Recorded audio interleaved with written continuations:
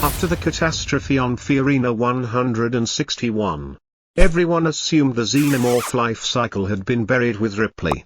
But the United Systems military never met a bioweapons startup idea it didn't like. They dredged up tissue from Ripley's body that carried traces of a queen embryo and began cloning, patiently, obsessively, through a string of lost iterations. Malformed bodies sleeping in glass like affidavits against their own lab. On the 8th try, they succeeded. Ripley 8 was stable enough to cut the queen out. The Auriga turned into a bizarre maternity ward, steel corridors, disinfectant in the air, a patient list that included humans, Xenos, and a conspicuously absent ethics board. But every copy hides a grain of sand in the gears. Ripley 8's DNA is no longer purely human, and the queen resurrected from it isn't purely Xeno. The result, a queen that still breeds, but not by the old canonical rite. Instead of laying eggs for facehuggers, she develops a live-bearing organ. As if human biology had leaked across the species firewall. From that moment, the cycle of parasite incubation hive kinks off axis, the perfect killing machine veers into the rough draft of a family drama. The project's motive is straight as a pipette, tame xenomorphs as weapons. The Auriga imports living human hosts, raises a brood, and collects behavioral data. What they fail to account for is the side effect of cloning. When the queen carries human contamination, the numbers start betraying the clipboard. A new reproductive mechanism. A hairpin evolutionary turn. And at the end of the tunnel, a creature unlike anything in any biology file. The moment the newborn arrives, it declares that the bond between Ripley 8 and the queen isn't a lab accident but a bloodline. Hybridization wires in a kind of human-style attachment. The child looks for a face to call mother and it chooses Ripley, not the queen that delivered it. Biologically you could blame scent signatures, hormones, or simply a genetic call misrouted by human rewrites to the system. The newborn isn't born because the species wants to evolve, it exists because humans want it to own. That will to possession bolts the wrong parts into the Xeno cycle, turns a lab into a delivery room, and converts a weapon into a tragedy with a misplaced heart. Born from a second-hand human womb, the newborn wears a Xeno body distorted toward humanity. Up close, its skin isn't the glossy black carapace of its kin but a pale, thin, clammy epidermis, veins ghosting beneath the surface.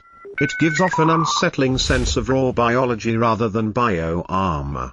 The skull is shorter, the brow sloped, the nose and eye rims visible, pupils that look back at you, dangerously human, tempt you into a flash of empathy right before you remember its grip has the PSI of a hydraulic press. The jaws are where the Xeno bloodline breaks loudest, the teeth skew human, flatter and thicker. Built to crush rather than shear, the iconic inner jaw is degraded, nearly non-functional. If a pure Xeno is a box cutter with a flick-out blade, the newborn is a grinding mill, slower violence, but inexorable. That loss of the second blade says something else too. This is no longer the perfect instrument of a parasite cycle, but an off-spec organism that favors contact and close-quarters emotion as much as aggression. Musculoskeletal frame, broad shoulders, thick chest, arms that hang past the knees, finger bones ballooned into knuckle-like bosses. The back is largely missing the four dorsal tubes that define adult warriors, leaving the silhouette rougher, and more human. The muscle distribution screams head-on confrontation. In exchange, agility and cling-crawl capacity fall off, a heavy gait, wet breathing, and very few of those ceiling gliding. Cat silent passes. This is a Xeno in boots.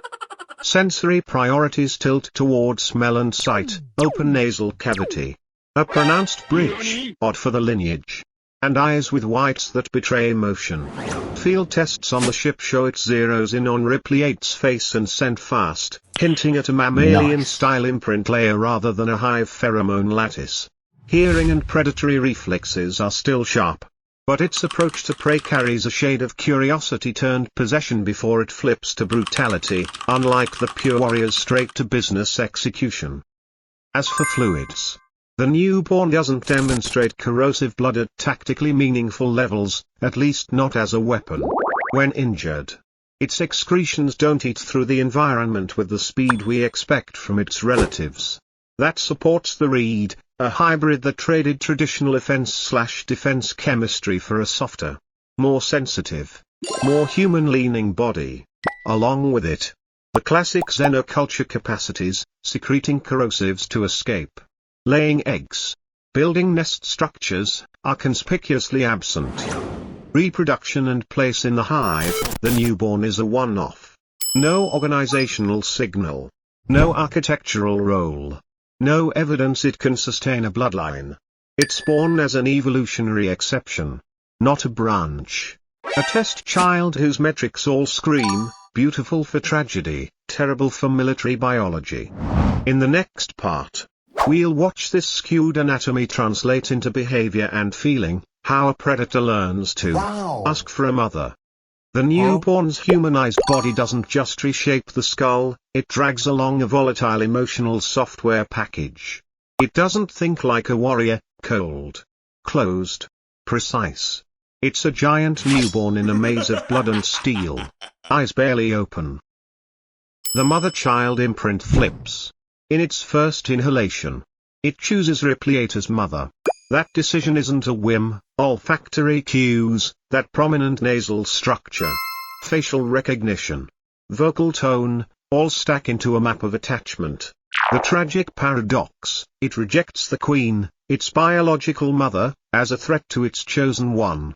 The killing of the queen isn't just violence, it's primal jealousy. The conversion of possessive affection into mechanical force. The emotional curve is steep. The newborn slides at whiplash speed from curiosity, tenderness, savagery. It touches, sniffs, cocks its head as if studying a face. But a single unfamiliar stimulus or a flinch from the other party is enough to talk into an attack. On a graph, it's a half-second swing from or to a. Its cognition lives at near associative range. It grasps near/far relations. Who belongs to mother? Who's a thief? Tracks sound sources. And locks targets by eye.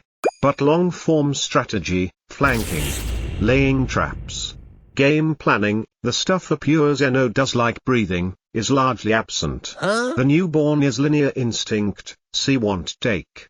Using force to bulldoze every step in between.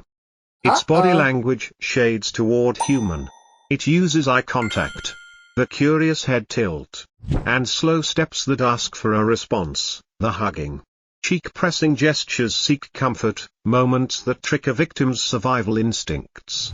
But that hug is also its primary kill technique, squeeze crush tear at grappling range. Intimacy is the lure, contact is the execution. Territorial drive binds to an object, not a nest. The newborn doesn't guard a hive in the Xeno sense, it guards a relationship. Anyone who touches Ripley or steps into the space between them triggers an intrusion response. It moves around the ship like a sentry orbiting a center of gravity, Ripley, rather than a roving sweeper of territory. Blind spot, emotion over strategy, jealousy, anger, and fear of abandonment are three toggles that can hack it. Flip them, and it pursues in straight lines, ignoring detours and traps, which is why environmental tactics, pressure, viewports, airlocks, work so well. It doesn't read Ripley's staged betrayal until the last instant. Durability, dense tissue and high pain tolerance let it eat rounds at close range better than an average warrior, especially against light arms. The lack of tactically potent acid blood makes injuring it less risky. Opponents don't have to fear floor-melting splashback. But that also means bullets, blades, and shrapnel act straight on tissue. Instead of sliding off a carapace like on a pure Xeno, a weakness you won't notice until the first real engagement. Speed, explosive in straight lines. Not the glide and skitter silent style. It can launch fast over the first 5 to 10 meters but has poor change of direction. Easily steered by obstacles, ceilings, crawl spaces, ducts. The pure Xenos home turf aren't the newborn's playground. Mass plus wide limb arcs mean noisy collisions and weak stealth. In other words, a hunter in boots, terrifying up close, rarely arriving from where you didn't see. The Ourider's finale shows how a small breach can turn that bulk into a hostage of vacuum. The physics don't forgive heavy bodies. And the newborn lacks the armor or skeletal architecture to seal a rip. Without the chembio toolkit of its kin, acidic blood as solvent, corrosive secretions to chew out of traps, the newborn can't self-rescue from technical binds. Stuck, sucked, clamped, it loses harder the harder it thrashes. The paradox, stronger than a person, weaker than the system. In space, where life is measured in valves, gaskets, and psi, a creature that only trusts muscle will be outclassed by engineering. Net. Its kit is this: unmatched melee in tight rooms with clear sight lines, clumsy in complex spaces, partially shrugging off light weapons yet losing to pressure and procedure. It's a short long puzzle. At arm's length it's a demon, one door away it's a victim of ship design. And because feelings drive it, any strategy that plucks the mother-child nerve can collapse its muscle edge in a few moves. When emotion is a creature's greatest weapon, the battlefield changes genre, from a fight to a family tragedy. The important question stops being how the newborn attacks, and becomes why it was programmed to love, and what that programming costs. At the story's center coils an umbilical cord braided by a lab. The newborn doesn't learn to love, it's imprinted to love, and chooses the wrong object by the logic of hybrid genes. The moment it kills the queen to claim Ripley 8 is the tragedy of a correct instinct with the wrong address. The film pushes the paradox to the edge. The tender hug is the killing move, the only lullaby it hears is the hiss of bleeding pressure.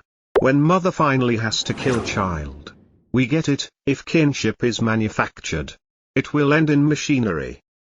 Project Oureiger starts with the fantasy of a perfect weapon and ends with a creature useless to any doctrine of war, but loud enough to make ethics hit the alarm. Science here doesn't make a god, it manufactures responsibility. Each splice is a duty of care that humans won't pay. The newborn becomes a bloody receipt. You can edit genes, but you can't fine-tune consequence. When a system refuses its own fallout, the fallout will collect, with interest, payable in vacuum. The Alien franchise has long revered the Xenomorph as a flawless survival engine. The newborn arrives to prove the flaw isn't in nature, it's in us. We piped noise into evolution's score, then blamed the orchestra. The newborn's not quite perfection doesn't weaken Alien's universe, it adds a lower register. Sometimes the scariest thing isn't teeth, claws, or acid, but a creature that wants to be loved in a world built only to use. The story closes where it opened, with us. Nature didn't give birth to this tragedy. We forced motherhood into a test tube and then gasped when it shattered like a viewport. The newborn isn't the Xeno's failed monster, it's the invoice for ambition. You can clone technique, but you can't clone the ethics that should ship with it. Nope. When Ripley 8 hits the switch, it isn't just survival, it's a signature on that bill, a payment for an experiment that tried to shut off the consequences like a light. Within Alien's ecosystem, the newborn is an odd, necessary base note. It breaks the promise of the perfect organism not by being stronger, but by being more human, and that humanity is what frightens us. It forces a universe of teeth, claws, and acid to face a soft horror, a pair of eyes that beg. The line between monster and victim blurs, revealing the most persistent villain of all, human possession. The need to own what should never have been owned. Thank you.